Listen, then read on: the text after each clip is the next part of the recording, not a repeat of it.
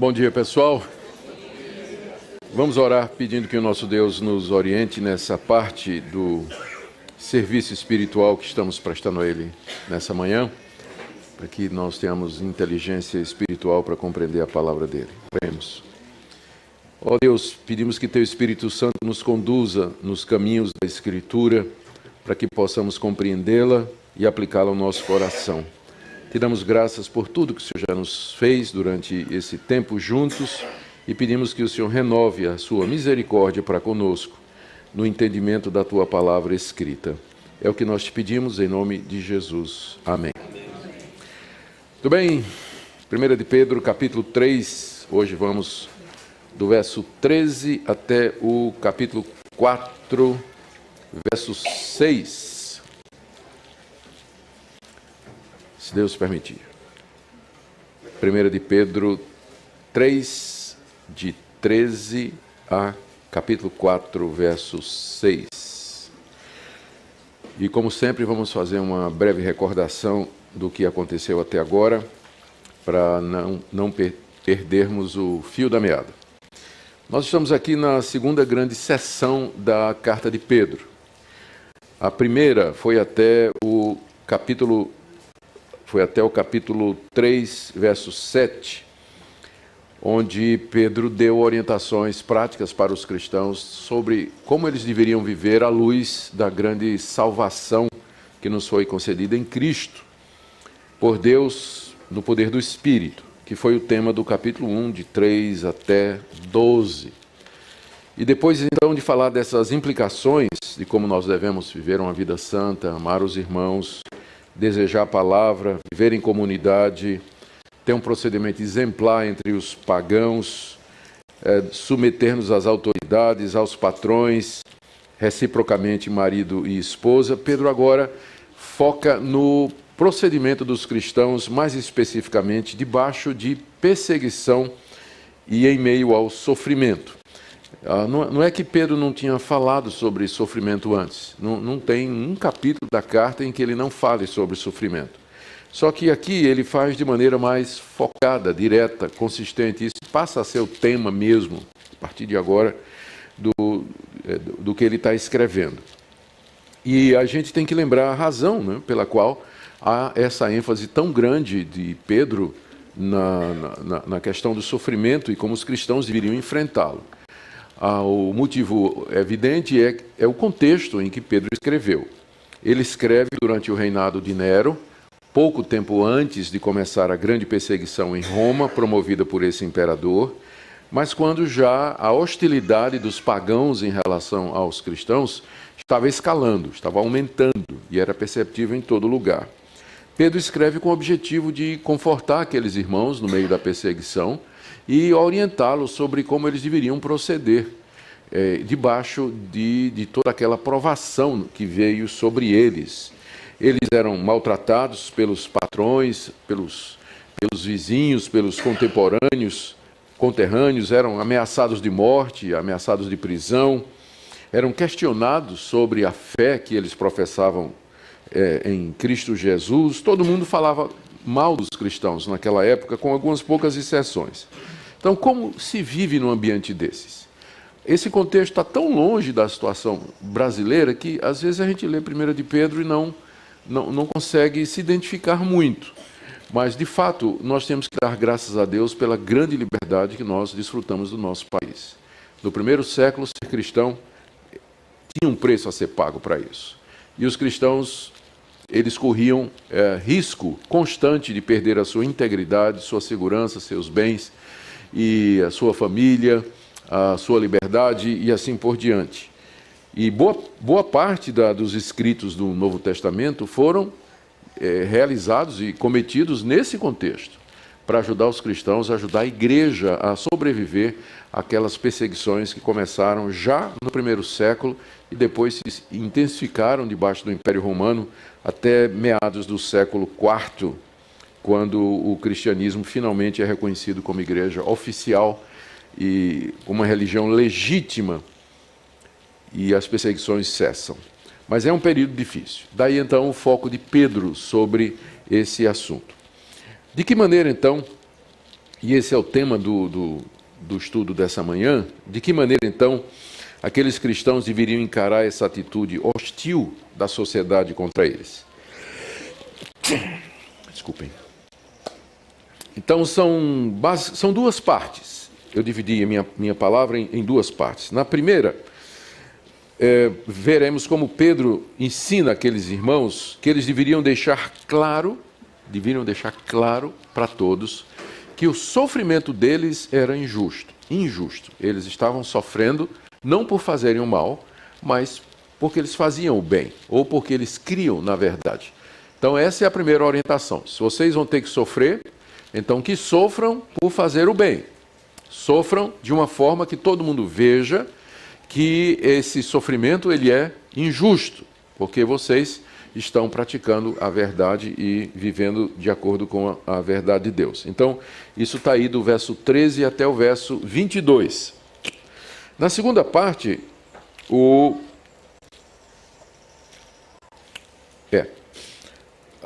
ainda dentro do... Desculpa, isso aí vai do verso 13 até o verso 17. Perdão. Eu tenho, na verdade, são três partes aqui. A primeira do verso 13 até o verso 17, onde eles deviam deixar claro que estavam sofrendo por conta da justiça. E aí, colado a isso, Pedro os encoraja a tirar esperança do sofrimento de Cristo. Ele vai falar de que eles são seguidores de Jesus Cristo e que Jesus Cristo passou pelo mesmo padrão: sofrimento, exaltação. E junto com o exemplo de Cristo, ele apresenta a situação de Noé. É onde tem aquela passagem difícil que diz que Cristo foi pegar os espíritos em prisão. Nós vamos tentar entender aquela passagem à luz desse contexto maior de consolação em meio ao sofrimento. E depois, feito isso, então, no capítulo 4, agora sim, não é? Capítulo 4 de 1 em diante, o apóstolo Pedro os encoraja a seguir a Cristo no caminho da santidade, ou seja, no meio de toda aquela perseguição, considerando o fato de que Cristo já morreu para o pecado e que eles estavam unidos a Jesus na morte e na ressurreição, eles deveriam viver uma vida santa no meio daquele ambiente hostil no qual eles estavam inseridos. Então, como o restante de Pedro, é uma passagem muito densa. Praticamente não tem uma frase em Pedro que não tenha conteúdo teológico que precisa ser exposto. Na segunda carta de Pedro, ele reclama que os escritos de Paulo são difíceis. Agora, eu imagino que Paulo deve ter dito a mesma coisa de Pedro, né? Que os escritos de Pedro também são complicados, não é? Não é tão fácil assim. Então, hoje nós temos duas passagens, as duas passagens mais difíceis da carta, nós vamos ver hoje, porque elas estão juntas, que é capítulo 3, verso 19 e capítulo 4, verso 6. Então, bom, se nós conseguirmos chegar até lá, nós tentaremos dar uma explicação para essas duas passagens bastante conhecidas e disputadas. Então, vamos lá. Começar com a primeira orientação de Pedro: se vocês vão sofrer, então que deixem claro de que vocês estão sofrendo por fazer o bem e não por fazer o mal. Verso 13 a 17, leiamos. Ora, quem é que vos há de maltratar se fordes zelosos do que é bom? Mas ainda que venhais a sofrer por causa da justiça, bem-aventurados sois. Não vos amedronteis, portanto, com as suas ameaças, nem fiqueis alarmados. Antes santificai a Cristo como Senhor em vosso coração, estando sempre preparados para responder a todo aquele que vos pedir razão da esperança que há em vós. Fazendo todavia com mansidão e temor, com boa consciência, de modo que naquilo que falam contra vós outros, fiquem envergonhados os que difamam o vosso bom procedimento em Cristo. Porque se for da vontade de Deus, é melhor que sofrais por praticardes o bem, o que é bom, do que praticando o mal. É aqui que Pedro, então, dá essa primeira orientação. Sofram por fazer o que é bom e não por fazer o que é mal. E dentro dessa parte, tem três orientações sobre como eles deveriam fazer isso. A primeira maneira de você deixar claro de que se você está sofrendo é porque você está fazendo, se você está sofrendo é porque está fazendo bem e não mal, é você zelar pelo que é bom. Está no verso 13. Quem é que vos há de maltratar se fordes zelosos do que é bom? Se os cristãos zelassem pelo que é bom, pelo que é certo, pelo que é correto, então quem haveria de maltratá-los? Isso porque mesmo nas sociedades mais corrompidas, geralmente se recompensa o bom e se pune o mal. Então, falando em termos gerais, a colocação de Pedro faz sentido. Se vocês fazem o que é certo, se vocês são bons cidadãos, se você é uma boa esposa, se você é um bom empregado, se vocês são bons súditos, que são as categorias que ele tratou antes, então quem é que vai maltratar vocês? Porque geralmente só se persegue, só se castiga, só se maltrata quem faz o mal. Mas se vocês fazem o bem, então não vai acontecer muita coisa. Então isso é o que geralmente acontece e essa deveria ser a regra que os cristãos seguiriam. Se eles querem deixar claro que as perseguições as críticas contra eles são injustas e que são por causa de religião e não de ética, eles deveriam então ser zelosos do bem.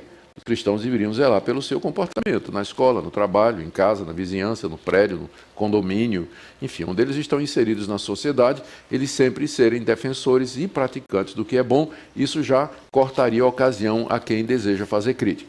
Mas às vezes acontece que mesmo você fazendo bem, aliás, e porque você faz o bem, você é perseguido. E aí que vem a segunda orientação dele aqui no verso 14. Mas ainda que venhais a sofrer por causa da justiça, Pedro então reconhece que há situações em que mesmo fazendo o bem, mesmo em que a pessoa esteja praticando o que é correto, a perseguição vem. E aí, nesse caso, a orientação de Pedro é que a pessoa não se amedronte. Está aí no verso 14. Ainda que venhais a sofrer por causa da justiça, bem-aventurados sois. Não vos amedronteis, portanto, com suas ameaças, nem fiqueis alarmados. O que Pedro está fazendo aqui é lembrando uma passagem do Sermão do Monte, nas Bem-aventuranças, quando Jesus Cristo disse: bem-aventurados são os perseguidos por causa da justiça. Ora, se Deus disse que ele vai abençoar os que são perseguidos por causa da justiça, e Pedro diz que os cristãos ali se encaixavam nisso, então eu não devo temer o homem, porque Deus é maior do que o homem. Se Deus abençoa, eu não vou ter medo das ameaças, né, que ele fala aqui, não tenha medo das suas ameaças, nem fiquem alarmados. Então, primeiro, eu vou fazer o bem para não ser perseguido, mas mesmo se eu fizer o bem, eu for perseguido, eu não vou ter medo e nem vou ficar alarmado com as ameaças dessas pessoas, porque Deus disse que se eu sofrer por causa da justiça e da verdade, eu sou bem-aventurado. Então, como Deus é maior do que os homens, eu vou andar pelo que Deus diz. Essa é a segunda orientação de Pedro. Não tenham medo se vocês estão sofrendo por praticar o bem, porque Jesus Cristo disse: bem-aventurados os que são perseguidos por causa da justiça. Ou seja, a bênção de Deus está sobre vocês, ainda que os homens façam ameaças contra vocês. E, ao contrário, e aqui nós já entramos no verso 15, Pedro diz: santificai a Cristo como Senhor em vosso coração, estando sempre preparados para responder a todo aquele que vos pedir razão da esperança que há em vós. Essa expressão santificar Cristo no coração significa colocar a Cristo como sendo aquele que é o Senhor da sua vida no seu coração. Se você tem a Cristo como o Senhor da sua vida, e isso de coração, plenamente, intimamente, você não vai temer o Senhor César, o Kyrios, o imperador. Se você temer a Cristo, santificá-lo como Senhor no seu coração, então você não vai ter esse temor dos homens. Você vai saber que o Senhor Jesus, Ele é dono da sua vida, Ele protege, Ele cuida de você e Ele haverá de abençoá-lo, mesmo com todas as dificuldades que você enfrentar. E aí, ainda no verso 15, junto com isso, santificar Cristo como Senhor no seu coração, e esteja pronto para responder a todo aquele que pedir razão da esperança que é em vós. A mensagem do cristão era essa, que a esperança dele não estava aqui nesse mundo, mas no retorno do Senhor Jesus Cristo, que haveria de julgar o mundo, haveria de punir os ímpios e dar a salvação àqueles que são seus. Essa é a esperança dos cristãos. E os pagãos perguntavam: mas qual o motivo disso? Onde está baseada a sua esperança?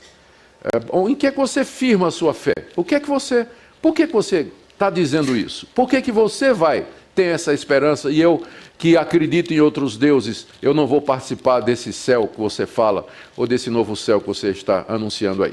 Então, os pagãos questionavam os cristãos a respeito da esperança deles, que era a vida eterna em Jesus Cristo. Então, como parte de viver no meio de uma sociedade questionadora, Pedro disse: esteja preparado para responder a essas pessoas qual a razão da esperança que vocês estão proclamando entre eles. Em outras palavras, Pedro diz, você tem que estudar, não é? Você tem que ouvir, você tem que se preparar, você tem que ter resposta para o questionamento dos pagãos, porque eles questionam, eles levantam dúvidas, eles fazem perguntas, e nem sempre essas perguntas são sinceras, são perguntas que têm como objetivo embaraçar os cristãos e fazer parecê-los tolos, não é? Ou dizer que a fé de vocês não tem nenhum fundamento. Então, como parte de viver numa sociedade hostil, questionadora, Pedro orienta os cristãos a estar preparados para dar resposta. A palavra resposta aqui, ou o verbo responder, é de onde vem a nossa palavra apologia, que é uma palavra que tem um fundo no ambiente daquela época, um fundo legal. Alguns então chegam até a dizer que Pedro aqui tem em mente o ambiente do tribunal, em que o cristão foi acusado e ele foi levado diante do tribunal, e lá ele precisa apresentar uma defesa de por que é que ele diz que Cristo é Senhor e não César. Então essa defesa formal dele num tribunal é que é essa resposta aqui, né? Mas a essa altura não havia ainda uma perseguição oficial dos romanos contra os cristãos. Então é mais fácil tentar entender que essa apologia ou essa defesa, ela era um ambiente informal. No dia a dia do cristão, quando ele era questionado no ambiente de trabalho, questionado na própria família, quando a esposa, nós já vimos o caso da esposa casada com um homem descrente que poderia questioná-la. Por que você está seguindo essa religião? Por que você está dizendo que você vai para o céu e eu não vou? Não é? Então, é nesse contexto que Pedro diz, vocês têm que estar preparados para explicar a fé de vocês. E é evidente, então, que para que isso aconteça, aqueles cristãos deveriam estudar a palavra, eles deveriam refletir sobre a sua fé, eles deveriam se engajar com problemas contemporâneos, eles deveriam saber de que maneira a sua fé integrava com aquelas questões todas, para que eles pudessem dar respostas. O fato de que nós podemos dar respostas a esse tipo de questionamento não quer dizer que os pagãos vão ficar convencidos, porque nós sabemos que é uma questão espiritual. O homem natural, ele não entende as coisas do Espírito de Deus. A gente pode argumentar a partir da história, a partir das evidências internas e externas, a gente pode usar argumentos filosóficos, a gente pode usar argumentos racionais, e ainda assim o incrédulo, questionador, ele não se convence, porque a gente sabe que isso é uma obra que Deus faz. É o Espírito Santo que abre o entendimento, ilumina os olhos, abre o coração, para que a pessoa compreenda a verdade e a aceite de todo o coração. Mas, independente dos resultados da nossa apologia, nós devemos estar preparados para oferecê-la toda vez que nós formos questionados. Estejam preparados. E a raiz para isso é tendo Cristo como Senhor no meu coração. Ele é Senhor. Eu temo a Ele, eu sirvo a Ele. E eu vou explicar por que eu faço isso. E aí, evidências da ressurreição, testemunhos históricos de que Cristo ressuscitou, enfim, há toda uma variedade de argumentos que os cristãos, desde aquela época, eles têm usado para poder defender a sua fé. Vocês notem que Pedro tinha dito que a maneira por excelência de nós defendermos a nossa fé e responder aos críticos é o comportamento. Ele vem dizendo isso até agora. Então ele diz, pelo bom comportamento de vocês, vocês vão calar a boca dos caluniadores. Mas aqui ele acrescenta também que se houver oportunidade, ofereçam uma apologia. Explique a razão da esperança. Porque um bom comportamento aliado a uma boa explicação são dois argumentos poderosos para convencer alguém, né? Agora, você pode ter, às vezes, um bom comportamento e uma péssima explicação. Aí não ajuda muito. Ou o contrário, você pode ter a resposta na ponta da língua, mas seu comportamento destrói tudo. Então, as duas coisas juntas que pode, então, dar resposta àqueles que nos criticam. Agora, note que logo, ainda no mesmo, no verso seguinte, Pedro explica de que maneira essa apologia deveria ser oferecida. Dando essa resposta, todavia, o todavia é porque o que Pedro disse antes poderia dar a impressão que os cristãos poderiam entrar em debates, debates acirrados, acalorados com os pagãos, discutindo com eles e tudo. Mas Pedro diz que você tem que fazer isso, todavia, apesar do caráter apologético da resposta, tem que fazer isso com mansidão e temor, com boa consciência. Muito argumento bom se perdeu por conta da maneira como ele foi apresentado. Às vezes você está certo, mas no fim você perde pelo modo como você expôs o seu argumento. E isso é muito comum acontecer. Você encontra uma pessoa que ela está correta, ela tem uma compreensão adequada da verdade, mas ela não consegue transmitir isso sem injuriar, criticar, condenar e humilhar o outro. No final, quem é que perde? Ele. Porque a maneira como você diz as coisas, às vezes, destrói aquela coisa dita. Por isso que Pedro aqui, ele fala, esteja preparado para dar uma apologética, uma apologia, uma resposta, uma explicação para a sua fé, mas faça isso com mansidão. Faça isso com boas palavras, porque a palavra dura suscita ira e a palavra branda desvia o furor. Então não é só você saber a verdade, mas também saber transmitir a verdade. Infelizmente, a gente vê isso muito hoje nas mídias sociais. O pessoal parte para briga e para confronto e para insulto e uma série de outras coisas que acabam fazendo um desserviço ao Evangelho. Um desserviço ao Evangelho.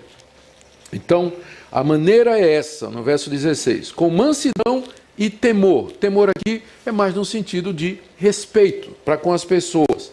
Tendo uma boa consciência, ou seja, sabendo que aquilo que você está dizendo é aquilo que você de fato acredita. E que suas intenções são puras. Você quer estabelecer a verdade de Deus, você não quer simplesmente ganhar um debate. A sua consciência é boa, você está com a consciência tranquila que você está entrando ou se engajando na apologética, da defesa da fé, pelos motivos corretos. Olha o efeito disso. Pedro diz que se você fizer isso, no verso 16, de modo que naquilo que falam contra vós outros, fiquem envergonhados os que vos difamam o vosso bom procedimento em Cristo. O resultado é que você vai deixar o adversário envergonhado. Porque ele vai dizer, não é possível, porque como uma pessoa que é capaz de responder dessa forma, ela não se altera, ela não está irritada, ela não está se vingando ou me caluniando, apesar de tudo que eu estou dizendo, mas ela me responde com respeito e com temor e com mansidão. Essa pessoa, será que ela não está dizendo a verdade mesmo? E no fim pode acontecer até que aqueles que falam mal dos cristãos, eles vão ficar envergonhados. Porque até mesmo um pagão, ainda por conta da graça comum, até mesmo um pagão pode sentir vergonha de ter pagado um mico, de feito uma coisa errada, e ele sente vergonha e remorso daquilo que ele fez errado. Estava criticando os cristãos e, de repente, pelo procedimento, pela argumentação, a maneira de argumentar, ele diz, puxa vida, eu estou falando mal de um povo que não merece o que eu estou dizendo, que não merece essas coisas que eu estou falando. Então, Pedro tem essa expectativa. Bom, então era assim que eles deveriam, no meio do sofrimento, se comportar. Eles deveriam deixar claro que se eles estavam sofrendo, não era porque eles estavam praticando o mal, mas praticando o bem. Se viessem a sofrer, não deveriam se amedrontar, porque Deus abençoa o que sofre por conta da justiça. Em vez de ficar com medo, deveria ter condições de oferecer uma resposta aos caluniadores, mas fazendo isso com mansidão e com respeito, porque no final Deus podia usar isso para com que eles se envergonhassem, os críticos, e mudassem de atitude. O verso 17, então, é como que resume essa primeira parte. Pedro diz assim, se for a vontade de Deus, é melhor que sofrais por praticardes o que é bom do que praticando o mal. Se a vontade de Deus é que você sofra, e às vezes às vezes a vontade de Deus é que a gente sofra mesmo, não é? Então, que seja por fazer o bem e não por praticar o mal. Provavelmente, já na época de Pedro, tinha cristão que estava sofrendo por praticar o mal, não é? Gente que se dizia cristã, mas que praticava o que não devia, fazia o que não devia. E, como resultado, era punido, castigado, maltratado, por conta dos erros que havia cometido. Então, não é esse o tipo de sofrimento cristão sobre o qual Jesus Cristo disse, bem-aventurados os perseguidos por causa da justiça. Jesus nunca disse, bem-aventurados os perseguidos por causa da injustiça. É sempre, bem-aventurados os perseguidos por causa da justiça, ou seja, porque eles praticam o que é justo e o que é correto. Então, se eu tenho que sofrer, e às vezes a vontade de Deus é essa, Deus me coloca em situações em que o sofrimento é inevitável, então que eu, pelo menos, me comporte de uma forma correta e justa, para que o sofrimento seja por conta disso, e não porque eu estou cometendo alguma coisa errada. Então, tá aí. A segunda maneira, né, a segunda orientação geral de Pedro, como aqueles irmãos deveriam se comportar, a primeira foi, deixa claro que você está sofrendo por praticar o bem e não por praticar o mal. Segunda é, você tira encorajamento do sofrimento de Cristo. Vamos ler aí do verso 18 até o verso 22. Ele diz, pois também Cristo morreu uma única vez pelos pecados, o justo pelos injustos, para conduzir-vos a Deus, morto sim na carne, mas vivificado no Espírito, no qual também foi e pregou aos espíritos em prisão, os quais noutro tempo foram desobedientes, quando a longanimidade de Deus aguardava nos dias de Noé, enquanto se preparava a arca, na qual poucos, a saber, 8 pessoas, foram salvos através da água, a qual, figurando o batismo, agora também vos salva, não sendo a remoção da imundícia da carne, mas a indagação de uma boa consciência para com Deus, por meio da ressurreição de Jesus Cristo, o qual, depois de ir para o céu, está à destra de Deus, ficando-lhe subordinados anjos e potestades e poderes. Qual a intenção de Pedro aqui, nessa passagem complicada e difícil? A intenção dele aqui parece ser essa.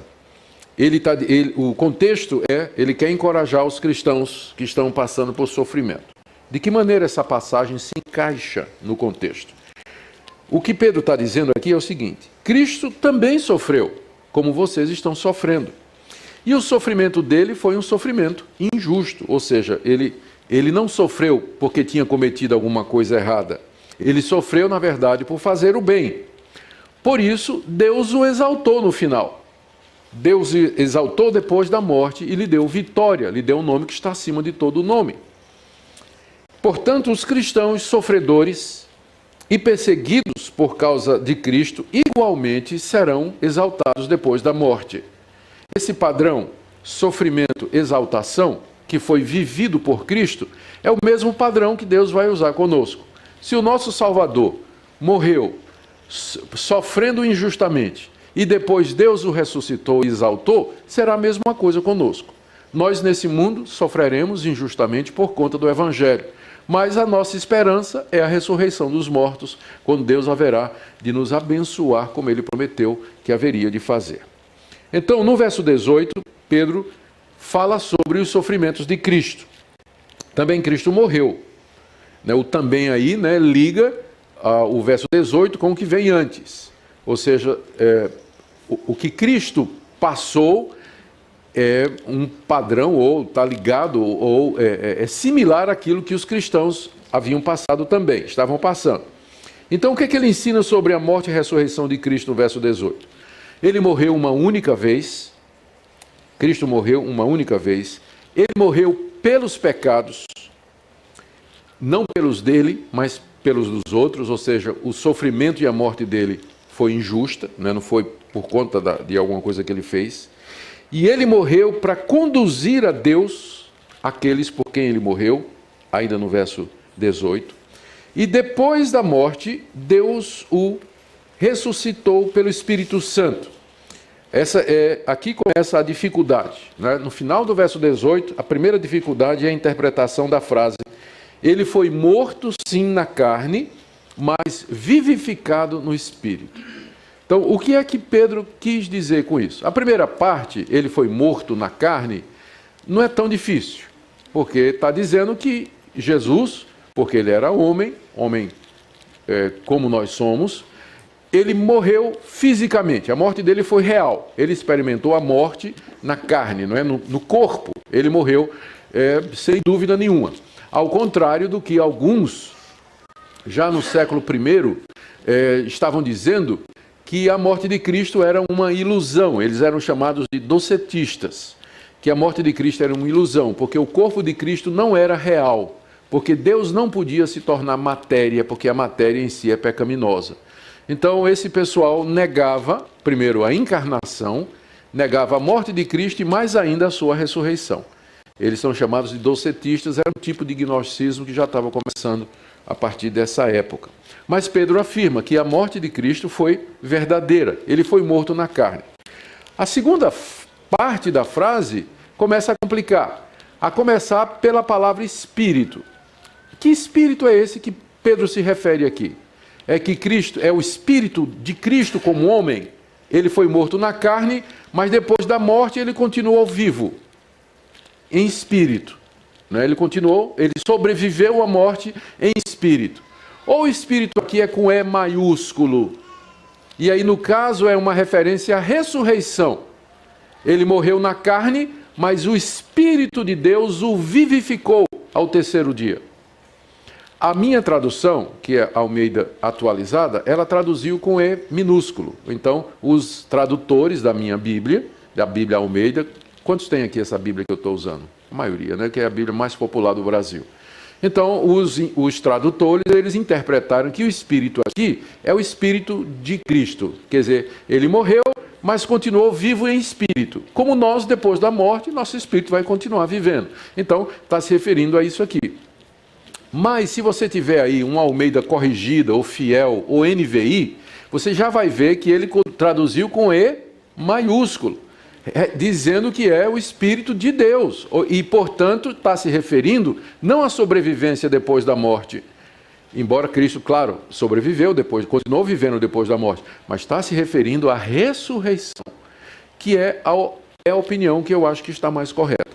Então, o E aí, para mim, é com E maiúsculo. Ele foi morto na carne, mas vivificado pelo Espírito. O Espírito de Deus o ressuscitou ao terceiro dia. Por que isso é importante? É por conta do verso seguinte. Porque o verso seguinte, o verso 19, diz assim: no qual Espírito, ele também foi e pregou aos espíritos em prisão.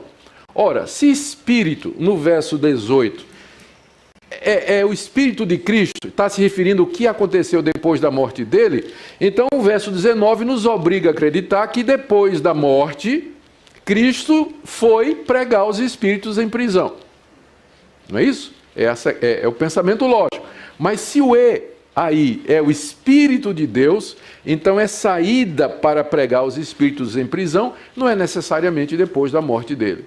Mas pode se referir a qualquer outro ponto da história em que Cristo, mediante o seu Espírito, pregou a esses espíritos em prisão. Está começando a complicar, não está? Ótimo, né?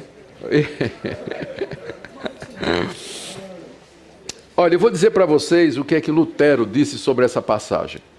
Ele disse assim, estou citando literalmente: uma passagem maravilhosa, mas obscura, provavelmente a mais difícil do Novo Testamento, de forma que eu não sei o certo que Pedro quis dizer. Se Lutero disse isso, quem sou eu para afirmar qualquer coisa como certeza absoluta aqui? A verdade é que essa é considerada, se não a mais difícil, uma das mais difíceis de todo o Novo Testamento, se igualando com aquela do administrador infiel que Jesus contou, aquela história, e outras passagens do tipo assim, batismo pelos mortos e tudo mais, que são as mais conhecidas no Novo Testamento pela sua dificuldade de interpretação. Há várias possibilidades de interpretação aqui, que são abraçadas por bons estudiosos através da história da igreja. A primeira dificuldade que eu já disse é o que é que significa espírito no final do verso 18, porque isso vai determinar o resto. Então, aí já tem divisão. Tem gente que acha que é espírito com E minúsculo, gente que acha que é espírito com E maiúsculo. Aí você pergunta, mas no grego? O grego não ajuda, porque no grego não tem maiúsculo. Espírito é pneuma. E se for espírito humano, é pneuma. Se for espírito de Deus, é pneuma. Se for espírito maligno, é pneuma. Não começa com pi maiúsculo. No grego, é tudo minúsculo, né? Não tem essa distinção. Então, é um problema que a gente tem que resolver como intérprete, né? A que espírito é referido aqui? Se for de Deus, é maiúsculo. Se não for, é minúsculo, né? Então, essa é a primeira dificuldade. A segunda está no verso 19. O que é que significa essa ida de Cristo para pregar os espíritos em prisão? Quem são esses espíritos em prisão? E quando é que Cristo foi? Então aí você já tem também, o pau quebra aqui também, a respeito da interpretação dessa expressão. E também no verso 20, a dificuldade é o que é que significa que noutro tempo eles foram desobedientes, enquanto Deus aguardava nos dias de Noé. O que Noé tem a ver com isso? Né? A coisa começa a ficar mais complicada agora, não é? Que Pedro agora traz Noé para a história. Então, qual é a conexão da construção da arca por Noé, enquanto Deus esperava pacientemente, Deus não castigou de vez aquela geração, mas esperou Noé fazer a arca? Qual a conexão desse fato com a pregação aos espíritos em prisão e, mais ainda, o que é que isso tudo tem a ver com o contexto de sofrimento dos cristãos a quem Pedro está escrevendo? Né? Em que isso ajuda? Né? E aí depois, a outra dificuldade é quando ele diz que a arca prefigurava o batismo, que agora vos salva. Peraí, agora Pedro já mudou para batismo, dizendo que o batismo salva. O que é isso aí? Não é? E pronto, só isso aí já são as razões pelas quais essa passagem ela é a candidata a ser a passagem mais difícil de todo o Novo Testamento. Né? Porque tem uma série de elementos aqui sobre os quais ninguém sabe ao certo porque é que Pedro estava se referindo. Provavelmente os seus leitores sabiam, né? Os primeiros leitores, mas está faltando alguma informação, alguma coisa para que a gente tenha certeza absoluta. O que a gente pode saber com certeza é que, mesmo que a gente não compreenda essa passagem com toda clareza e não tenha uma interpretação correta, ainda assim isso não afeta a mensagem de Pedro no geral dessa carta. Porque todo mais da sua carta é muito clara. O que ele fala a respeito do Evangelho, nosso comportamento, de que maneira encarar o sofrimento. Então, o fato de que você tem uma passagem obscura aqui, isso não prejudica a mensagem da carta como um todo, tá certo? Alguém já disse que é como comer peixe. Você de repente está comendo um peixe muito gostoso e lá no meio você encontra uma espinha, não é? Então o que é que você faz? Você pega a espinha, você coloca de lado e continua a comer o peixe. Não é? E o peixe não vai deixar de ser saboroso e gostoso porque lá no meio você pegou um espinho ou um espinho, né? Que dificultou você comer. Então nós vamos dar uma olhada dessa forma. Tem três interpretações principais, tá certo? Todas elas defendidas por gente muito boa. A primeira é que Cristo, depois da sua morte, ele foi ao inferno anunciar o Evangelho àquelas pessoas que, durante a época de Noé, ouviram a pregação, mas não se converteram. Então Cristo teria ido lá no inferno, onde elas estão presas, ou em outro lugar onde elas estão presas, para anunciar para elas o Evangelho, dizendo: eu sou aquele de quem Noé falou. Tá? E aí então aquelas pessoas teriam uma oportunidade de escutar a pregação e se converter e sair do inferno e ir para o céu. É evidente que essa pregação tem muita dificuldade, né? Esse tipo de interpretação, porque está pressupondo. A primeira dificuldade é por que ao pessoal de Noé, então, só? Porque muita outra gente nem ouviu o Evangelho. A turma na época de Noé ouviu a pregação de Noé. Mas tem muita outra gente que nem ouviu. Então por que aquele pessoal em particular? E segundo, está dando a ideia de que tem uma segunda chance depois da morte, quando a Bíblia é clara, não é? Que depois da morte segue-se o juízo, não há uma segunda oportunidade depois da morte. Então, essa é a primeira interpretação que deve ser rejeitada pelas dificuldades óbvias que ela tem.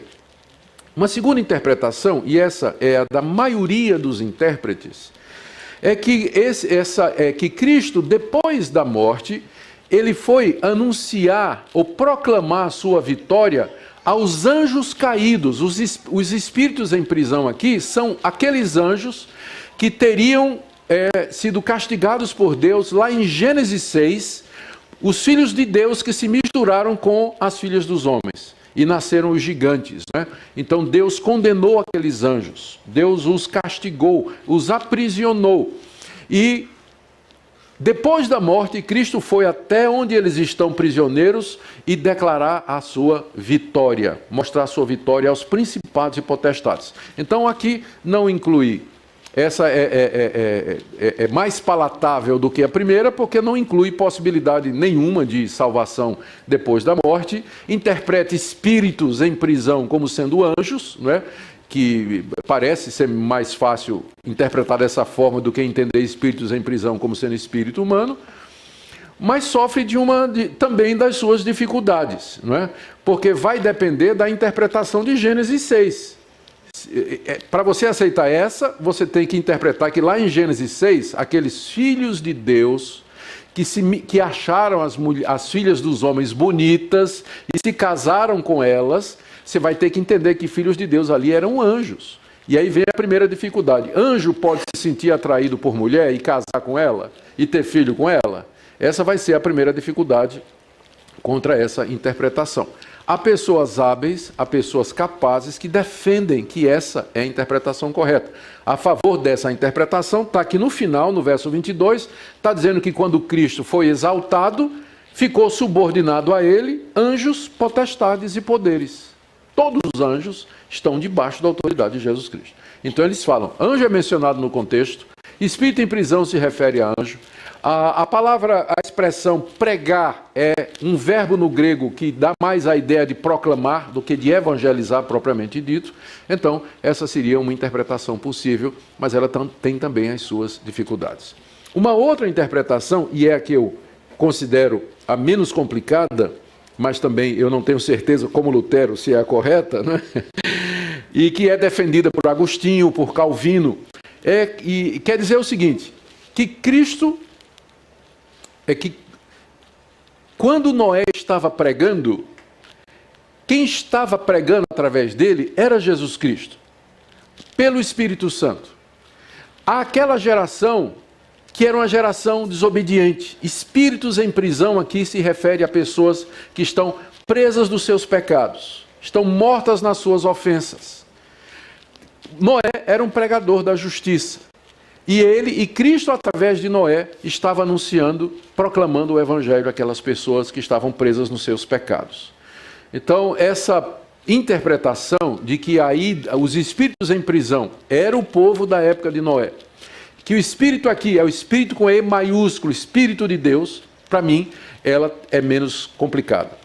Primeiro, porque você já tem o precedente aqui no capítulo 1, quando Pedro disse assim, no verso 10, foi a respeito dessa salvação que os profetas indagaram e inquiriram, os quais profetizaram acerca da graça a vós outros destinada, investigando atentamente qual a ocasião ou quais as circunstâncias oportunas indicadas pelo Espírito de Cristo que neles estava. Então Pedro já tinha dito que o Espírito de Cristo estava nos profetas. Qual é a dificuldade em admitir que o Espírito de Cristo estava em Noé, que era pregador da justiça? E é interessante que é assim que Pedro olha para Noé. Veja aí na 2 de Pedro, no capítulo 3, no capítulo 2, verso 5, quando Pedro diz que Deus não poupou o mundo antigo, mas preservou a Noé, pregador da justiça. Então a gente sabe que durante aqueles anos, provavelmente 120 anos, em que Noé estava preparando a arca, ele estava fazendo outra coisa também. O quê? Pregando. Né? Pregando a justiça. Então, para Pedro, Noé era um pregador da justiça. E da mesma forma que o Espírito de Cristo estava sobre os profetas, estava também sobre Noé. Então, é nesse sentido que Cristo foi e pregou aos espíritos em prisão. Vamos voltar agora para o nosso texto. Né?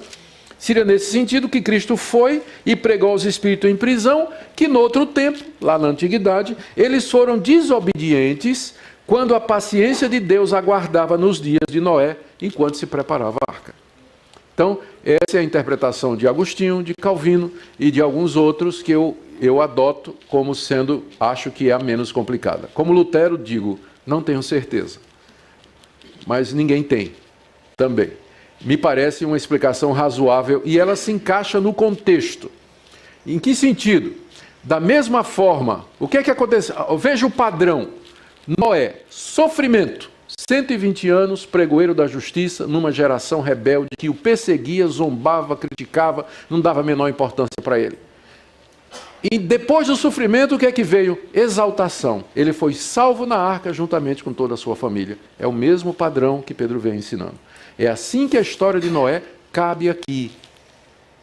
Pedro está tentando encorajar aqueles irmãos. Primeiro ele apresenta o exemplo de Cristo. Cristo sofreu injustamente. Depois ele foi exaltado.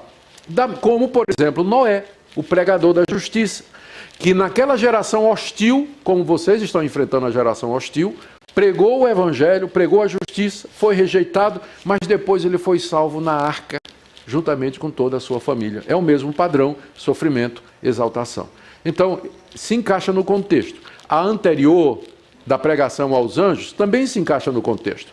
Cristo vai, ele anuncia aos espíritos em prisão a sua vitória e depois ele é exaltado. Mas eu penso que o caso de Noé aqui, particular de Noé, de sofrimento e vitória, juntamente com o do próprio Cristo, casa melhor com o contexto e faz mais sentido para os leitores originais da carta, se sentir encorajados. Nós somos como Noé, estamos aqui nessa geração perversa, sofrendo, né, sendo perseguidos injustamente, mas Deus já está preparando a salvação. Deus está sendo paciente, pode ser que demore 120 anos de sofrimento, mas no final a salvação veio. É como se Pedro estivesse dizendo, vocês também sofram pacientemente, preguem para os seus perseguidores, porque no final Deus haverá de dar a salvação para vocês, tá bom? Então, é assim que eu quero interpretar a passagem. Na parte de perguntas e respostas, vocês vão ficar à vontade para fazer todas as perguntas e eu vou dizer que eu não sei, naturalmente, né? Bom, então, continuando. Pedro muda o assunto agora, né, para a questão da arca, no verso 20. E ele diz que a arca é um protótipo, um tipo, uma figura do batismo que nos salva. Tá vendo aí no verso 20? Nos dias de Noé, enquanto se preparava a arca, na qual poucos, a saber, 8 pessoas, foram salvos através da água. Talvez Pedro esteja enfatizando aqui que foram poucos os que foram salvos para alertar os seus leitores, não é? Ou seja, para verificar se eles estarão realmente entre os muitos são chamados, mas poucos os escolhidos, né? O sofrimento, ele tem esse poder de depurar, né? Para separar o joio do trigo, pensando em termos de comunidade. Mas, na verdade, foram salvas 8 pessoas apenas. Quem foram? Foi Noé, seus 3 filhos e as esposas. Então, são 8, né? 4 mais 4, 8.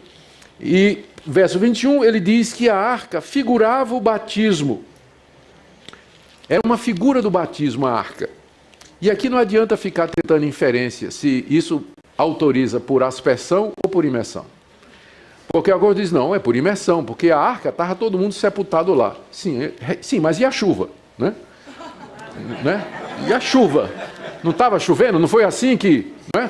Não foi a chuva? Então, não adianta você usar essa passagem para tentar ver se Pedro estava pensando em imersão ou aspersão, porque pode ser usada das duas maneiras. Bom, o que ele diz aqui o que ele diz aqui no verso 21 é que a arca era uma figura do batismo que salva. E essa é que é a dificuldade. Mas aí, em seguida, ele explica: não sendo a remoção da imundícia da carne.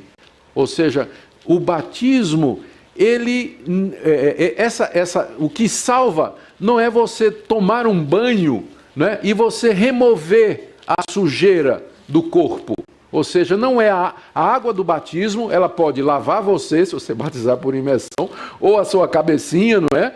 Se você for por aspersão, mas em nenhum dos casos, isso significa a remoção espiritual da sujeira. Mas o que é que representa, o que é que salva? Verso 21, a indagação de uma boa consciência para com Deus, por meio da ressurreição de Jesus Cristo. Isso a água do batismo não faz.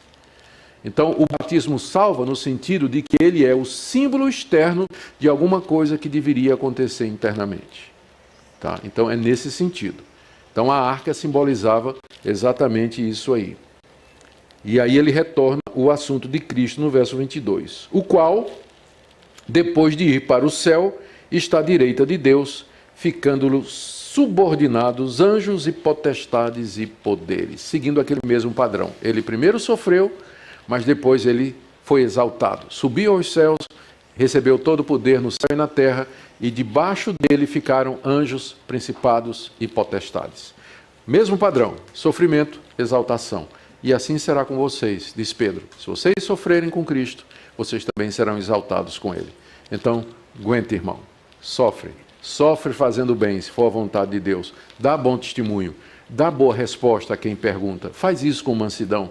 Porque no tempo do Senhor você vai ser exaltado, como Cristo foi, como Noé foi, e também todos aqueles que foram perseguidos por conta da verdade. Bom, chegamos então na última parte da palestra de hoje, que é o capítulo 4, de 1 a 6, e eu vou correr aqui, onde agora a orientação de Pedro, toda essa orientação aqui é sobre sofrimento, não é? Mas agora ele está dizendo que nós temos que seguir a Cristo na santidade, não é? Seguir a Cristo na santidade. Vamos ler do verso 1 a 6. Ora, tendo Cristo sofrido na carne, armai-vos também vós do mesmo pensamento, pois aquele que sofreu na carne deixou o pecado, para que no tempo que vos resta na carne, já não vivais de acordo com as paixões dos homens, mas segundo a vontade de Deus. Porque basta o tempo decorrido para terdes executado a vontade dos gentios, tendo andado em dissoluções, concupiscências, borracheiras, orgias, bebedices e em detestáveis idolatrias. Por isso, difamando-vos, estranham que não concorrais com eles ao mesmo excesso de devassidão, os quais hão de prestar contas àquele que é competente para julgar vivos e mortos. Pois para esse fim foi o Evangelho pregado também a mortos. Essa aqui é outra passagem difícil. Para que mesmo julgados na carne, segundo os homens, vivam no Espírito, segundo Deus. Pedro introduz essa parte lembrando uma implicação da morte e do sofrimento de Cristo no verso 1. Olha o que ele fala.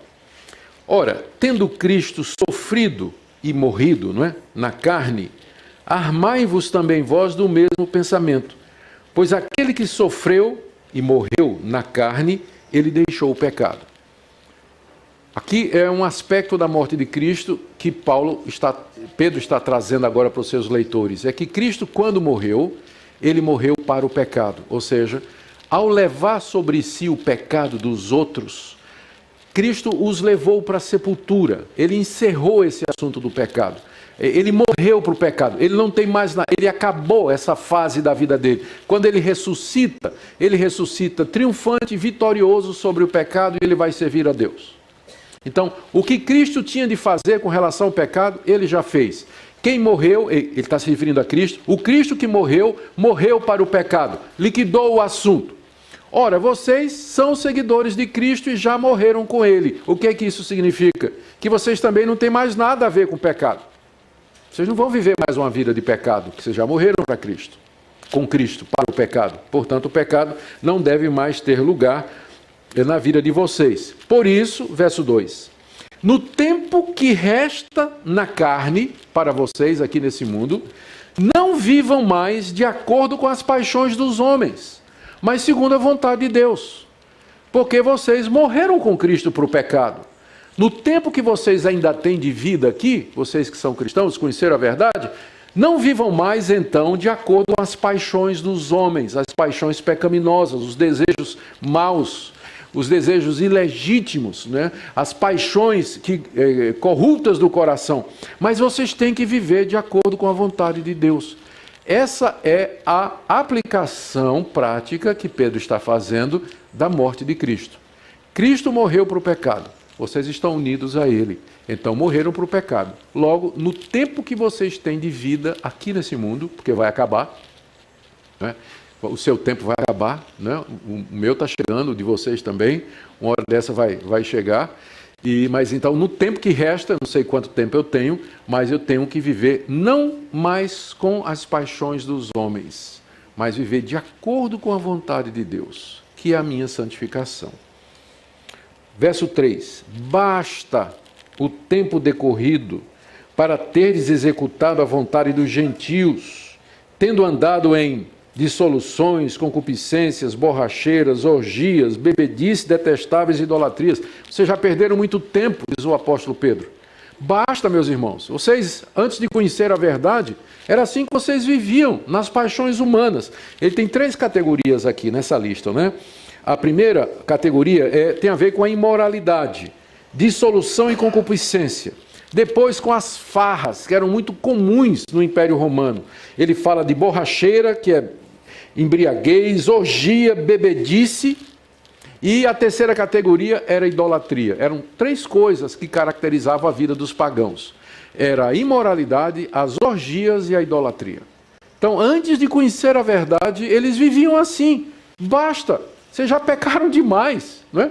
Vocês já ofenderam a Deus demais, agora vocês conhecem a Jesus. O tempo que vocês têm ainda de vida, não vivam mais de acordo com isso, mas vivam segundo a vontade de Deus, porque vocês já morreram para o pecado. E essa é a razão, verso 4, porque eles criticam vocês. Tá vendo o verso 4? Por isso que vocês não estão mais vivendo dessa maneira, difamando-vos, os pagãos, eles estranham que não concorrais com eles ao mesmo excesso de devassidão. O que ele está dizendo aqui é a razão pela qual os pagãos estavam perseguindo eles.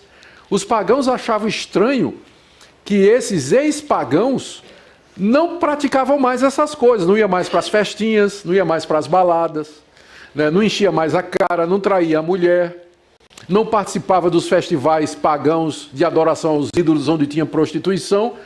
E aí os vizinhos tudo estranhando, vai ver o que aconteceu com fulano. Fulano não faz mais essas coisas. Ele não sai mais conosco, não vai mais para as farras, para as orgias, bebedices, os bacanais. Ele não participa mais de nada disso. Que coisa estranha, como é que alguém pode viver assim? Os pagãos estranhavam a vida dos cristãos. Por quê? Porque era completamente diferente. Era uma vida santa, era uma vida pura, era uma vida reta. Amava a esposa, era fiel à esposa, era correto nos negócios. Vivia uma vida de amor, perdoava os inimigos, não falava mal dos outros. Os pagãos diziam, mas peraí, esse cara está pensando que era o quê? E aí o que é que acontecia? O pagão se sentia o quê? Condenado. A vida dos cristãos era uma condenação silenciosa para o pagão. Porque mesmo aqueles pagãos, eles têm consciência do certo e do errado. Por conta da graça comum e da imagem de Deus. E essa é a razão pela qual o cristão é perseguido, quando ele vive a vida cristã na sua plenitude. A vida dele é uma condenação do ambiente ao seu redor. Ele não precisa nem falar às vezes. Ele não precisa nem falar. O testemunho dele já faz com que os outros se sintam condenados nas más obras que praticam. Pedro afirma isso aqui. Essa é a razão pela qual eles difamam vocês. Eles acham estranho que vocês não pratiquem com eles esses excessos que eles praticam. Por isso, não vivam mais como eles vivem, mas segundo a vontade de Deus. No verso 5, Pedro diz para aqueles irmãos, eles, os quais hão de prestar contas àquele que é competente para julgar vivos e mortos. Então, um dia, esses pagãos vão prestar contas Há alguém que tem competência para julgar vivos e mortos. Quem é que pode julgar vivos e mortos? Quem é que morreu e reviveu? Jesus Cristo. Exatamente porque ele morreu e porque ele reviveu, ele foi ordenado por Deus como o juiz do mundo. E no dia do juízo, quem vai se sentar no tribunal, no trono do tribunal, é exatamente Jesus Cristo. Porque ele é competente para julgar os vivos e mortos. E ele então vai, nas palavras de Pedro, cobrar contas daqueles pagãos que viveram em devassidão, viveram em idolatria, em orgias, em imoralidade, todo aquele padrão de vida que a gente conhece, caracteriza não somente a sociedade daquela época, mas a nossa sociedade. É assim que vive a nossa sociedade hoje. Mas um dia eles vão prestar contas. Eles estranham o comportamento dos cristãos, deveriam estranhar, né? O comportamento dos cristãos, porque nós não participamos. Nós somos uma espécie de contracultura, né? Não somos contra a cultura. Nós somos contra a cultura, quer dizer, um movimento contrário à tendência majoritária da cultura, seus valores e seus costumes. Os cristãos representam sempre um movimento de resistência. Não vamos com eles. Nós somos diferentes, somos mesmo. E toda vez que a igreja tentou diminuir essa diferença e achar que se parecer mais com o mundo vai ganhar o mundo, quebrou a cara. Porque não é sendo parecido com eles que nós vamos ganhá-los, é sendo diferente deles que nós vamos ganhá-los e mostrar a verdade. E no dia do juízo eles vão prestar contas. E o verso 6, então, nesse contexto, é Pedro terminando essa frase, essa passagem, dizendo que a morte não é o fim. Porque uma das coisas que os pagãos diziam era: qual é a vantagem? Vocês estão dizendo que tem esperança, que Cristo ressurgiu dos mortos, mas vocês morrem igual a nós. Vocês sofrem do mesmo jeito que a gente sofre. Tem calamidade e vocês participam também. Se tem um desastre, vocês morrem igual aos outros, né? Vocês morrem como todos os outros morrem. O verso 6 é difícil de interpretar, mas eu quero oferecer aqui a seguinte interpretação. Acompanhe a minha leitura. Cristo é competente para julgar vivos e mortos. Pois, para esse fim, para que ele pudesse julgar vivos e mortos, foi o evangelho pregado também aos que já morreram, aos cristãos que já morreram. Eles morreram ouvindo o evangelho, então eles morreram salvos. Para que, mesmo julgados na carne pelos pagãos, né, que ficam dizendo, esse pessoal morreu apesar de dizer que tem vida eterna, que acredita na ressurreição e tudo, mesmo julgados na carne, segundo os homens, eles vivam no Espírito, o Espírito aqui com E maiúsculo, se referindo à ressurreição, segundo Deus. Então essa é a razão, Pedro aqui estaria respondendo à crítica dos pagãos. Os cristãos morrem queimados até. Qual a vantagem? Resposta de Pedro: não, os que morreram, os cristãos que morreram, eles morreram tendo ouvido o Evangelho. Portanto, mesmo que vocês os critiquem, eles serão ressuscitados por Deus. Naquele dia em que Jesus, que é competente para julgar todos, haverá de voltar em glória. Ou seja, aqui está mais uma vez seguindo aquele padrão. A glória vem depois do sofrimento. Eles morreram, é verdade, mas eles serão ressuscitados pelo poder de Deus, porque eles ouviram o Evangelho antes de morrer. Foi pregado aos que estão mortos. Seria essa a explicação do verso 6. Gente, assim dessa forma, né, Pedro os encoraja a continuar firmes em meio a uma sociedade hostil. Eu termino com algumas aplicações aqui para nós, algumas inferências. Primeira, a importância do procedimento exemplar dos cristãos em meio a uma sociedade que é cada vez mais hostil a nós. Como é importante o procedimento, o comportamento, o testemunho, a vida, no trânsito, na escola, no comércio, no negócio, em família, na vizinhança, no condomínio, em todo lugar. Viver como crente, praticando o que é correto, procedimento, zelando pelo que é bom, amando, perdoando, não se vingando, não sendo maledicente, sendo honesto, respeitando, temendo, sendo submisso às autoridades. Segunda aplicação, a necessidade de estarmos preparados para os questionamentos dessa época, estejam preparados para dar resposta, diz o apóstolo Pedro, aos incrédulos, ateus, à falsa ciência, às falsas religiões. A importância de você estar numa igreja que lhe prepare para isso, onde você seja ensinado a palavra de Deus, os princípios da palavra de Deus, você conheça um pouco de doutrina, um pouco de história da igreja, que você aprenda como relacionar aquilo que você crê com a sua realidade durante a semana. Como é que eu vivo o cristianismo na universidade? Como é que eu vivo o cristianismo na escola? Como é que eu vivo o cristianismo no meu ambiente de trabalho? Precisamos estar preparados para dar resposta a essas pessoas. Uma terceira explicação, uma terceira aplicação que eu queria trazer aqui, é que nós temos que viver o tempo que nos resta de acordo com a vontade de Deus. Nós vamos morrer um dia, nenhum de nós sabe quanto tempo tem ainda. Ainda nos resta algum tempo.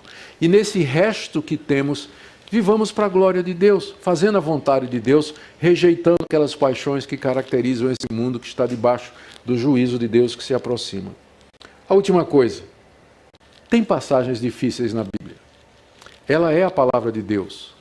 E tudo o que nós precisamos saber a respeito de Deus, do que Ele nos oferece, quem nós somos, como podemos obter a salvação e viver para agradar a Deus, isso é muito claro na Bíblia.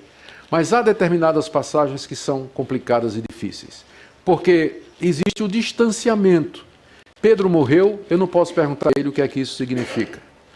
Pedro escreveu numa língua que não é a língua que se fala mais hoje, né? É uma versão, é uma modulação do grego koiné, é o grego moderno. Pedro escreveu numa cultura que não existe mais hoje, que é a cultura do Antigo Oriente. Ela não existe mais hoje. Ele escreveu num contexto que não é o mesmo hoje.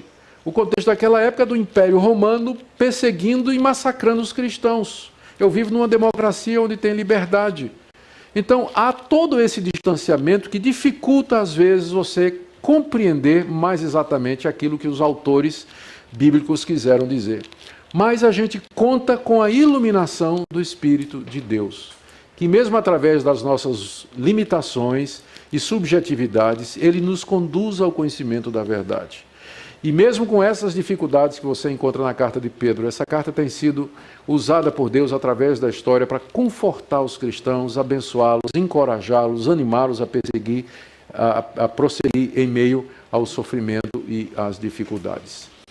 Que Deus assim nos ajude a amar a Escritura, querer compreendê-la mais, nos dedicar a ela e, acima de tudo, praticar o que ela ensina.